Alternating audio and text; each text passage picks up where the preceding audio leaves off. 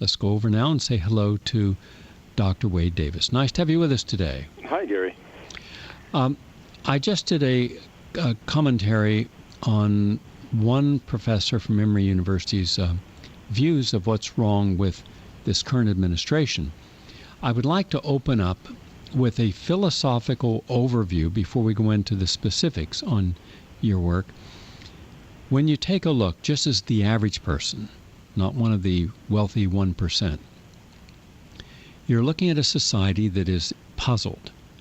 The average person, if you consider us a tribe, they're saying, I have done no harm. I try to do what I'm told to do and do it the best I can. When the government says we're going to give taxes that you're going to pay to companies to bail them out, we said okay. And then we find that those companies, many of whom, like Bank America and Citicorp, they have the mortgage on my home and they're willing to throw me out of my home. I don't understand that. I'm asking you this for a couple of reasons I'll get to in a moment. Other people are suggesting that why can't we have a system where everyone's health needs are met without it bankrupting us? Isn't that part of being in a society? We have another group of people say, but you're not important enough to save. If you were too big to fail, we would make you bigger. That's what we did. And so I'm thinking, gee whiz, if you were to go to any of the Aboriginal cultures and you would apply the same principles that we are applying now under this democratically dominated Congress, but it would have been equally true under a Republican-dominated Congress, they do not look at the average person or the member of the larger tribe or community as having any relevance except as a commodity. If they cannot commodify you, commercialize you, objectify you, then you do not exist. And that's why you don't hear a word, and maybe I'm mistaken, maybe you have heard, I'm only speaking for myself, about the poor. I see no one on the networks going into a poor person's home. I don't see anyone going with a family for a month who's living out of a van to show what it's like to live with a family of 4 in a van every day, having no place to go to the bathroom. I don't see anyone going into the schools of seeing 12.6 million American children going to school on an empty stomach. They're hungry. Many are suffering from severe malnutrition. 50 million Americans, 49.1 Americans as of last week, are not getting enough food each week, and yet we're a country that suffers from morbid obesity more than any other population per capita in the world. So from these perspectives, could you then guide us of how other cultures treat each other, how other cultures would view this process that we're currently engaged in? The forum is yours. Well, I think that one of the points you're making is that all of us are members of a culture, and typically we tend to be ethnocentric. All societies are sort of fiercely loyal to our own interpretations of reality, and that's not only sort of something kind of quintessentially American. The Aztec, the word Nahuatl, if someone who didn't speak the language is sort of like savage, and the same thing with the Greeks. The word barbarian comes from the word barbarous, meaning one who babbles. And so there has been a tendency through history to think of oneself as being the real world and the other people's being somehow failed attempts at being you. And I think that one of the points I try to say to people is that, if a Martian anthropologist came, for example, to the United States, they would see many wondrous things. And if the measure of success was, say, technological innovation and wizardry, certainly the American and the industrial world in general would shine. But they'd also look at, say, our social structure and be a little perplexed by the fact that we revere marriage and let half our marriages end in divorce, that we celebrate the notion of family, but only 6% of American homes have grandparents beneath the same roof as grandchildren, that we celebrate our families, but we have a slogan. We also celebrate 24/7, implying dedication utterly to workplace, and then we wonder why the average youth in America by the age of 18 has spent 2 or 3 years, in some cases, passively watching television. And if you add to that a kind of an economic system of generating wealth and productivity that clearly is compromising the life supports of the planet, you suddenly realize that we're many wondrous things, but we're not the paragon of humanity's potential. And these other places are not failed, or cultures are not failed attempts to be enough. So unique answers to a fundamental question: what does it mean to be human and alive? And I think that's really, in a sense, Gary, the central sort of message of my book and of anthropology in general. I mean, one of the great revelations of anthropology in the last, of science in the last 20 years has come from genetics, in which we have utterly shown that all of us are cut from the same genetic cloth. You know, studies of the human genome have left absolutely no doubt that race is an utter fiction. The genetic endowment of humanity is a single continuum, and that we're all descended from a relatively small group of individuals, our direct ancestors who walked out of Africa some 55,000 years ago. And yet if you accept that, which is scientifically beyond doubt, then the corollary is, if we're all cut from the same genetic cloth, we all share the same raw genius. We all share the same raw intellectual capacity, and therefore how a particular culture chooses to use that genius is simply a matter of choice. And so it puts a final, in a sense, spike into the coffin of the old Victorian idea that there was some kind of, trajectory of progress in the affairs of human beings that invariably placed Western industrial society at the apex of a pyramid that went down the flanks of the so-called primitives of the world. That there was a sort of set theater piece in which different cultures represented different stages in an imagined development, from the so-called savage or barbarian to the civilized of the Strand in London. That idea has been exposed as an utter kind of 19th century conceit, as significant to our time as the Victorian idea that the Earth was merely 6,000 years old. And so the great lesson of that is that the other peoples of the world offer us different and alternative visions of life itself. And not to suggest that we should be going back to an pre-industrial past, or that these different indigenous societies should in any way be kept from enjoying the products of the brilliance of Western science, but it's merely to suggest there are alternatives. And so what I do in all my work is I try to make that sort of fundamental statement, then also draw people's attention to the extraordinary fact that of the 7,000 languages spoken today, fully half are not being taught to school children. In other words, they're literally on the road to extinction. And this is a kind of extraordinary thing. I mean, no biologist would suggest that half of all species of plant and animal are moribund, because it simply is not true. And yet that, the most sort of apocalyptic scenario in the realm of biodiversity, scarcely approaches what we know to be the most optimistic scenario in the realm of cultural diversity. And the great indicator of that, of course, is language loss. And so, every 2 weeks, some elder passes away and carries with him or her into the grave the last syllables of an ancient tongue. And when you recognize that all these different cultures represent different expressions of the human heart, different visions of reality itself, it truly represents the loss of half of humanity's spiritual, intellectual, and social legacy. And this is really the hidden backdrop of our age, and it doesn't have to happen. And so the question becomes, what can you do to reverse this trend? You can't make a rainforest park of the mind. You can't sequester people in time. You can't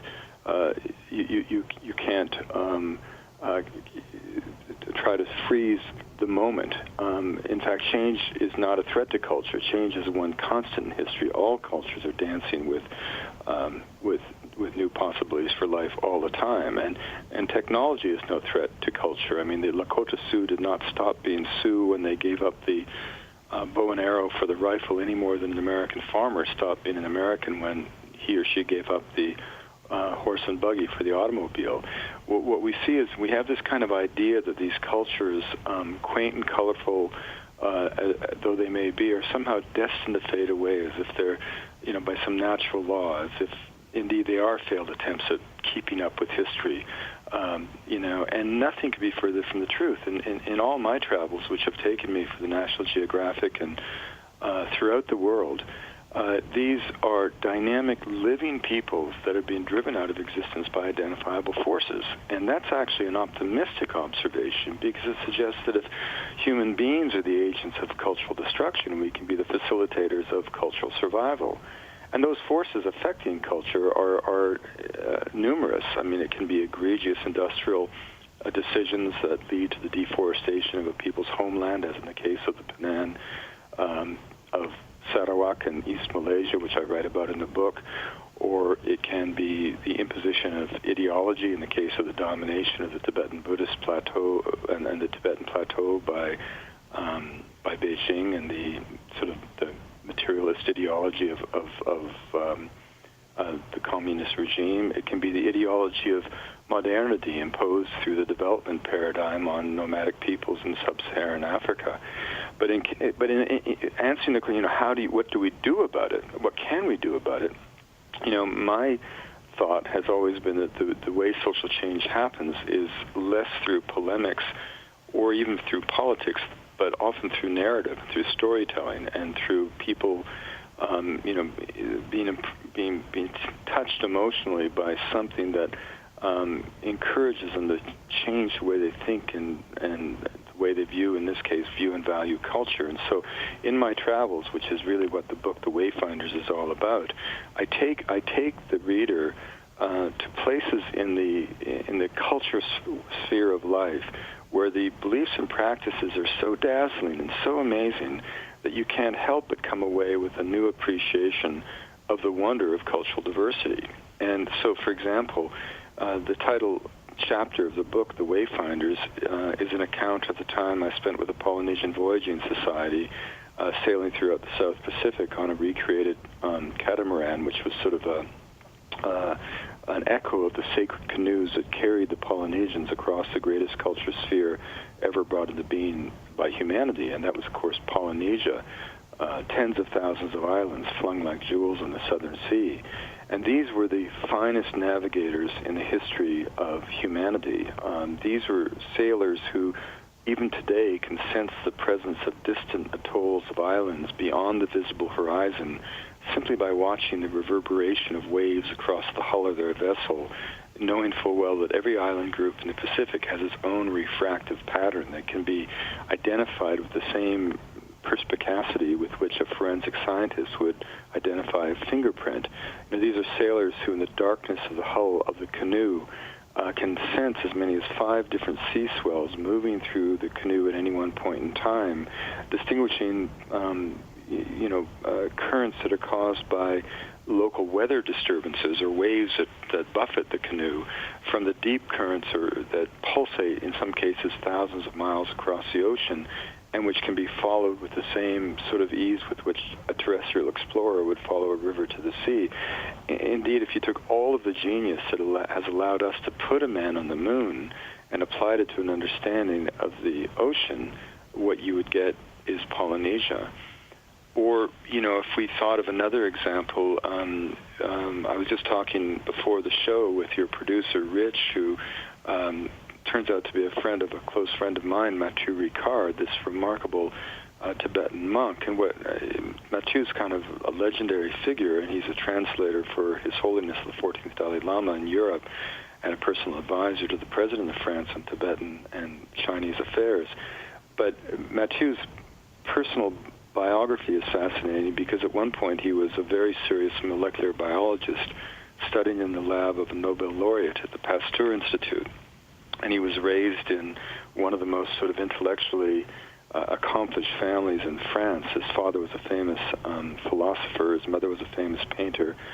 And he had people like Cartier-Bresson teaching him photography, and Stravinsky and Claude Lévi-Strauss hanging out in his house. And Mathieu realized that there was no correlation as a young man between wealth, fame, and happiness. And so he had a kind of a crisis, in a sense, and he ended up going off to Nepal and becoming ordained as a Tibetan monk. And he is a fascinating figure to open the whole world of Tibetan Buddhism. And he uses the phrase science of the mind. And when he first used that, I was very intrigued, particularly because of his background as a molecular biologist. He says, well, what after all is science but the pursuit of the truth? What is Tibetan Buddhism but 2,500 years of direct empirical observation as to the nature of mind. He said, Western science was too often a major response to minor needs. We spend too much of our time trying to live to be 100 without losing our teeth, Mathieu said, whereas in Tibet people pay attention to the nature of reality and the possibility of transformation. He said that billboards in New York City celebrate naked teenagers in underwear. The billboards in Tibet are mani walls of prayers for the well-being of all sentient creatures. And I went with Mathieu on a kind of pilgrimage of the heart, in a sense, traveling under the guidance of Trosik Rinpoche, who was the head of the Nyingma tradition and one of the teachers of the Dalai Lama. And we traveled up into the Himalaya, not to climb a mountain, but to, in a way, experience something quite different, which was the true culture hero of Tibet, which is the Bodhisattva, the individual being who has achieved liberation and enlightenment in this lifetime, yet remains in the realm of samsara, this earthly realm, to facilitate the liberation of other sentient beings. And this was actually a woman who had gone into lifelong retreat 45 years ago, and for 45 years she had lived in a little room in a nunnery, spending her entire waking hours of her sentient existence chanting one single mantra, in this sort of extraordinary act of contemplative wisdom. And as we approached the door, and as the door opened for the first time in the face of this woman, I half expected to encounter someone who would be mad. Instead, I saw a face that sparkled with happiness and eyes that were just light with spirit. And it was fascinating because afterwards, Mathieu said to me, that the proof of the serenity, the proof of the efficacy of the Buddhist science of the mind is indeed the serenity achieved by those who follow the fourth of the Noble Truths, which is the specific contemplative practice that, if followed, according to the Buddhists, not only has the possibility of a transformation of the human heart, but has 2,500 years of empirical evidence that such a transformation is indeed possible. And as a Lama once told Mathieu, we in Tibet don't believe you went to the moon, but you did. You may not believe that we achieve enlightenment in one lifetime, but we do. I really appreciate those insights. Thank you for that. One of the main characteristics we find running throughout indigenous cultures is the view of human beings intricately connected to the web of all life in the natural environment. Furthermore, unlike our secular reductionistic society that is based upon the reason of the mind, other people recognize the sacredness of the land and the forces of nature. Yet for most people in the West, they would regard the spiritual attributes to nature as mere superstition.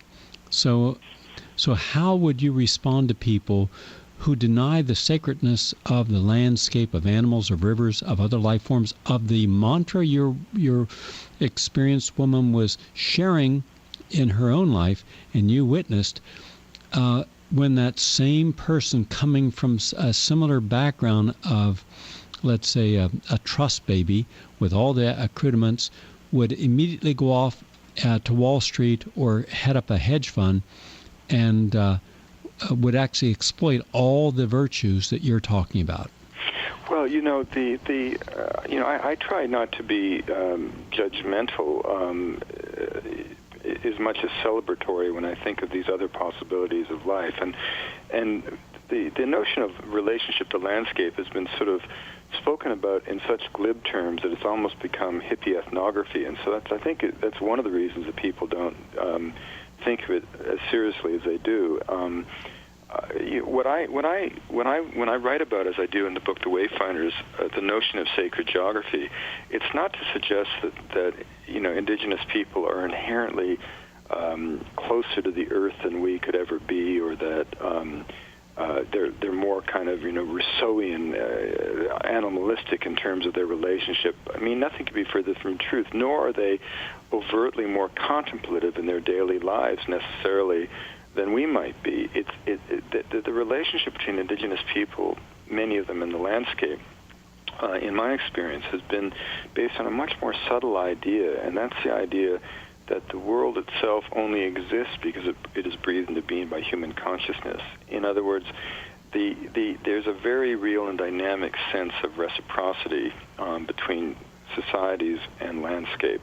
And this comes in part, particularly in mountain reaches in the world, like the Himalaya or the Andes of Peru and Bolivia, where this is not simply something that is sort of coming out of their imagination. It's a really raw practicality. They can see, in these agricultural societies, they see the manner in which the mountains, for example, capture the clouds, and how the clouds, bring the rain, and the rain brings fertility to the soil. So there is this dynamic sense of reciprocity that if human beings take care or pay homage to the earth will somehow in turn deliver bounty to them. What I find interesting about this is not to get into sort of like who's right and who's wrong, who's good and who's bad, but just to observe that these beliefs have really different consequences. So, for example, Gary, going back to where I grew up, I grew up in the forests of British Columbia on the west coast of Canada, and I grew up to believe that those forests existed to be cut. That was the basis of the ideology of scientific forestry that I was taught in school and that I practiced in the woods as a logger. Now, that made me very different than people my same age amongst the Kwakwaka'wak, who believed that those same forests were the abode of Hukuk and the crooked beak of heaven, and the cannibal spirits that dwelt at the north end of the world, spirits that would have to be embraced by the young boy during his initiation, so that he could bring the wisdom of the wild back to the community in the potlatch. Now, the interesting point is not who's right and who's wrong. Was that forest really the abode of spirits, or was it a mere repository of cellulose and board feet of timber? And the interesting thing is how the belief system has a really different consequence for the land. The indigenous people of the First Nations of the coast of British Columbia lived on that coast with a relatively small imprint for at least 1,500 years, and they would say far longer. My culture has been there 3 generations, and we've literally torn down the ancient forests. By the same token, a child raised in Peru to believe that the mountain that oversees his or her village is a sacred mountain, a mountain deity, an apu that will direct his or her destiny, that child's going to have a very different relationship to that mountain than a kid raised in West Virginia to believe that a mountain is simply a pile of rock ready to be mined. Again, the interesting thing is not how whether the mountain's a spirit or whether it's a pile of ore. It's how the belief system has real consequences. And various peoples of the world, the most remarkable, I would say, in my experience, are the Arhuacos and the Kohi. And the Wiwa, these 3 incredible, closely related peoples who live in the Sierra Nevada de Santa Marta that soars above the Caribbean coastal plain of Colombia. These 3 cultures are the descendants of the ancient Tairona civilization, which dominated the Caribbean coastal plain of Colombia until defeated in a terrible war with the Spanish in 1571. And in the wake of that terrible war, the indigenous people fled high into this sort of sacred massif that soars literally to 6,000 meters, the highest coastal mountain feature on Earth, within 30 kilometers from the seashore. And to this day, in a kind of blood-stained continent, they remain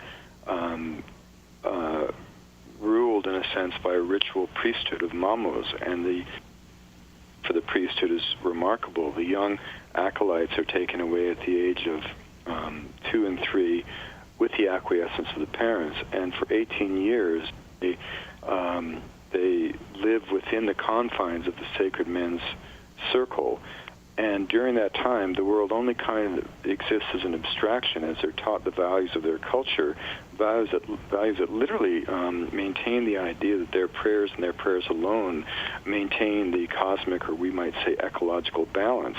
And at the end of this extraordinary initiation, the young men are taken on a pilgrimage from the village to the sacred ice, the heart of the world, and back to the sea to kind of carry products from the mountains to the ocean and from the ocean back to the mountains. And suddenly they see the world as it is. Imagine if a kid in America had spent 18 years in a room or in the confines of his garden and just hearing about how beautiful the world was, and then suddenly was taken on a pilgrimage to see the great sights of the earth. That's essentially what it is. And the people literally speak in full paragraphs of their obligation as what they call themselves the elder brothers to maintain the sacred balance of the world. And they dismiss the rest of us who lap up against the base of their mountain massif as the younger brothers who have, through our ignorance, compromised the world and torn into the Sacred Mother, and in fact, brought us to the point where we are in terms of climate change and the environmental consequences of the last 200 years of industrialization. And so, to know that a people like that are living 2 hours from Miami Beach, the metaphor for the culture is the loom. They say, upon this loom I weave my life. And as they move up and down the flank of their mountain homeland, exploiting various ecological niches for various crops, they refer to their movements as threads, so that over the course of a lifetime, you literally weave the cloak over the flank of the Great Mother. I mean, it's a profoundly Baroque religious set of ideas. And what's also fascinating about it is that we know that the Tairona were a fiercely warlike people, and in the wake of that, the conquest, almost through what we think to be deliberate intent, and this is not something coming out of hippie ethnography, the Kogi and the Wiwa and the Arhuacos have transformed their civilization into a devotional culture of peace, and it's a phenomenal society, and I recently, and I described this in the book, The Wayfinders, was extremely fortunate because no anthropologist and certainly no journalist and filmmaker has ever been invited to accompany one of these initiates on the sacred pilgrimage. And it was made possible because a delegation of Arhuacos came to Washington, D.C., and the ambassador of Colombia told me about their visit.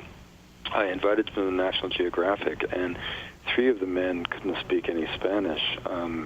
These are 3 of the mamos, the priests who had been brought by the leader of the delegation, a younger man, Danilo Villafaña. And as Danilo was speaking to me in Spanish, I suddenly interrupted him. I said, my God, I hate to be rude, but you look exactly like an old friend of mine. And it turns out that I had lived with Danilo's family when I was a young boy, young man in 1974. And I said to Danilo, you may not remember Danilo, but I carried you on my back when you were a baby for weeks up and down the mountains. And this kind of serendipitous connection, and then I was able to pull a copy of another book of mine, One River, off the shelf, and by chance the frontispiece of one of the chapters had a photograph of Danilo's father, Adalberto, who was subsequently murdered by the paramilitaries or the FARC. We don't really know. So there was this wonderful kind of reconnection, and on the basis of that, in good measure, we were invited to make this remarkable film of the sacred pilgrimage. But you can go, Gary, anywhere around the world, and you find these fantastic cultural expressions. I was reminded that I just recently... Wait just 1 second, because we're right at the end we have 30 seconds to go. Oh. Would you be willing to come back for part 2 in the near future? Oh, sure. You're the wonderful storyteller that we don't want to interrupt the story. But we've got to go because the next program's starting here on PFW. Please accept an invitation to come back. I will spend the whole hour, and we will be enlightened by your journey. Thank you very much for being with us today. That'd be great, Gary. Thanks so much for having me. Dr. Wade Davis, my guest, a noted anthropologist, ethnobotanist, a National Geographic explorer in residence, and author of The Wayfinders, Why Ancient Wisdom Matters in the Modern World. And it sure does.